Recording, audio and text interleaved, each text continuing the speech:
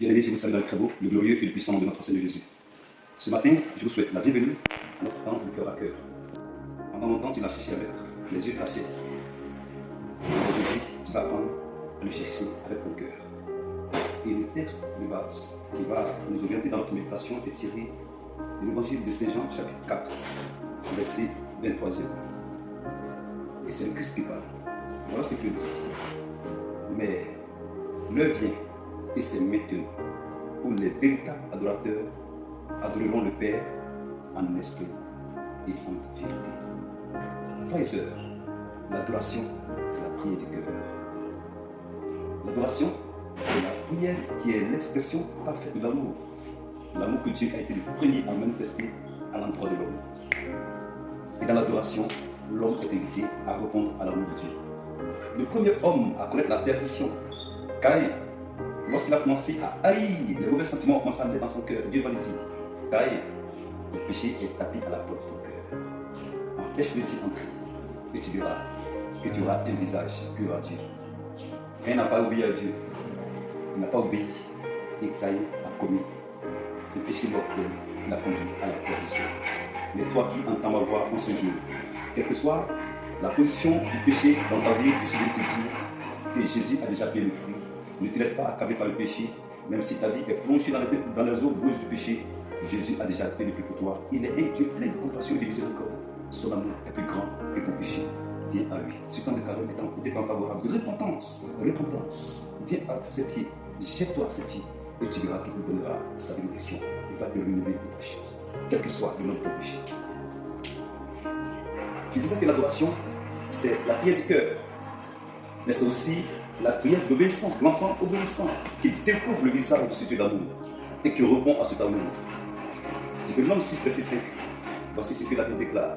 Tu adoreras Dieu, avec ton Dieu, de tout ton cœur, de toute ton âme, de toute ta force. Bien-aimé, comment ne pas tomber amoureux de ce Dieu-là qui veut que nous lui démontrions l'amour qu'il a séduit dans notre cœur. Autant tu es convaincu que tu es pécheur, je suis venu te dire que tu es capable d'amour. Parce que tu as été créé à l'image et à la ressemblance de Dieu. Ce Dieu-là, il est amour. Dieu est amour. Et comme tu as son image, c'est que tu es capable d'amour. Et l'adoration est le lieu privilégié. Jésus dit, l'heure vient et c'est maintenant. Tu as longtemps reporté, tu as longtemps rejeté ce rendez-vous. Mais Dieu t'y attend. Quel que soit le nombre de reports, je suis venu te dire que l'adoration est le lieu privilégié pour la rencontre. Que serait la vie de Moïse s'il n'avait pas fait la rencontre avec Dieu au-delà du désert? Le désert, c'est un lieu silencieux, il n'y a personne là-bas. La Bible dit que ce jour-là, il allait au-delà du désert, derrière les troupeaux. Et c'est là-bas qu'il va voir dans une image mystérieuse. L'adoration, c'est la prière des gens qui veulent faire l'expérience mystique de ce Dieu-là. Dieu, il est profond. Tu peux expérimenter la profondeur de Dieu que dans l'adoration bien-aimée. Alors, ce jour, il allait au-delà du désert, donc il allait plus profond, il allait plus loin. Il allait au-delà des difficultés, il allait au-delà des murmures, il allait au-delà de la souffrance, il allait au-delà de cette faiblesse. Il entend une voix mystérieuse qui lui parle. Moïse, Moïse, alléluia. Et la suite, on la connaît. L'histoire de Moïse a été bouleversée. Je suis venu te dire ce matin que l'adoration, c'est le lieu de la rencontre mystique avec Dieu. Le Dieu qui change l'histoire des hommes, le Dieu qui bouleverse l'histoire des hommes. Ce Dieu qui a conçu pour toi un plan merveilleux. En Jérémie 29, verset 11, il déclare, je connais les projets que j'ai formés sur vous, projets de paix et non de malheur, afin de vous garantir la vie et l'espérance. Toi qui penses que c'est fini pour toi, je suis venu dire que Dieu n'a pas dit son dernier mot. Il a un plan merveilleux pour toi. Ne laisse pas le diable te distraire. Qu'à l'oblige. Ce matin, j'écoutais le témoignage du joueur ivoirien qui a tapoté sur le ballon et a procuré une victoire mémorable aux éléphants, à toute une nation, une joie indescriptible à toute une nation, la Côte d'Ivoire, Sébastien Haller. La médecine avait diagnostiqué un cancer il y a 6 mois en arrière. Une maladie, on dit incurable. Mais Dieu a manifesté sa puissance parce qu'il voulait qu'il soit un canal pour glorifier son nom dans la vie de tout un peuple à Côte d'Ivoire. Il va le guérir miraculeusement. Il va utiliser certes les médicaments. On dit les hommes soignent et c'est Dieu qui guérit. Sébastien Haller était guéri. Il dit pendant le match, il sentait une douleur dans le pied parce qu'il était blessé. C'est la raison pour laquelle il n'a pas joué les 3 premiers matchs. Mais ce jour-là, lors de la finale, il sentait la douleur remonter. Et à un moment donné, en tant qu'être humain, il voulait sortir. Il y a un autre joueur qui lui a dit, frère, ne te laisse pas distraire par le diable. Ne te laisse pas distraire par le diable. Ne te laisse pas distraire par le diable parce que c'est lui qui est en train de te tenter. Il dit 2 minutes après, lui-même était surpris d'être celui qui va procurer la victoire à son équipe. C'est lui qui va procurer tant de joie à la nation.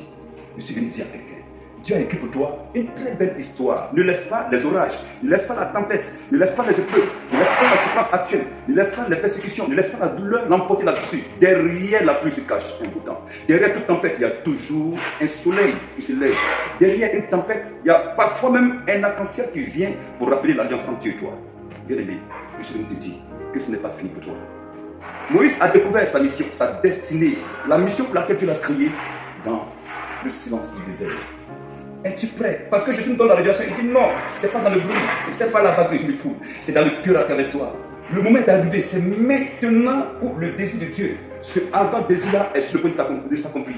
Il dit c'est maintenant où les vrais adorateurs, c'est-à-dire Dieu est positionné, mais il reste des adorateurs. Est-ce que Dieu peut trouver en toi, ma soeur, une adoratrice? Est-ce que Dieu peut trouver en toi, mon frère, un adorateur? Tu es prédicateur, Dieu peut-il trouver en toi une âme qui l'adore? Communauté, est-ce que Dieu peut trouver dans ta communauté des personnes qui l'adorent? Église, est-ce que Dieu peut trouver en toi des personnes qui l'adorent? Dieu regarde un couple, il dit, est-ce que je peux trouver des adorateurs dans ce couple? Dieu regarde une famille, il dit, mais est-ce que je peux trouver dans cette famille des adorateurs? Dieu regarde une région, est-ce que je peux trouver dans cette région des adorateurs? Dieu regarde une nation, il dit, est-ce que je peux trouver dans cette nation des adorateurs? Dieu regarde une génération, est-ce que je peux trouver dans cette génération des adorateurs? Écoute l'histoire du prophète de feu Élie. Élie était persécuté par une sorcière, Isabelle. Il était découragé. Élie s'est retrouvé au désert. Élie était à la recherche de Dieu. Élie était désespéré, angoissé. Élie sentait la mort le traquer. Élie sentait le danger partout où il se trouvait. La Bible dit qu'il y a eu quoi? Un ouragan, un grand vent violent qui fendait les montagnes. Il pensait que Dieu était là-bas. Mais Dieu n'y était pas. Oh bien-aimé. Ensuite, il y a eu un autre signe. La Bible dit que quoi? Il y a eu un tremblement de terre. Il était pressé. Il s'en va regarder. Dieu n'était pas dans le tremblement de terre. Alléluia. Ensuite, il y a eu quoi? Une brise légère, un son imperceptible. Je suis venu dire à quelqu'un que l'adoration, c'est la prière du silence. La prière où on a le son imperceptible. On fait l'expérience du son imperceptible. Et quand il ouvre les yeux, au lieu d'aller à la rencontre de Dieu, il se rend compte que Dieu était déjà là. Dieu était présent dans le son imperceptible. Je suis venu dire à quelqu'un, Dieu te donne rendez-vous. En cette saison, en ce temps, en ce moment qui est favorable, il te donne rendez-vous. Au cœur à cœur avec lui, dans la relation. Es-tu prêt à l'adorer? Es-tu prêt à l'expérimenter? Moïse l'a expérimenté. Il partait où? Au tabernacle, là-bas. Il entendait de lui parler. Et je voudrais terminer par ce cantique qui dit, si je m'étais, j'entendrais la voix du bon berger. Dans le cœur à cœur avec lui, dans l'adoration, c'est une rencontre d'amour où ton cœur fait silence et va à la rencontre de ce Dieu qui t'aime jusqu'à se sacrifier, s'offrir en sacrifice, en libation pour toi et pour moi sur la croix. Dans l'adoration, je vais à la rencontre de ce Dieu qui a la notion du sacrifice. Ce Dieu qui a pour toi un amour sacrificiel. Ce Dieu qui est prêt à tout donner pour toi. Il est prêt à tout donner pour ta guérison en ce temps favorable. Il est prêt à tout donner pour ton mariage en ce temps favorable. Il est prêt à tout donner pour ton miracle en ce temps favorable.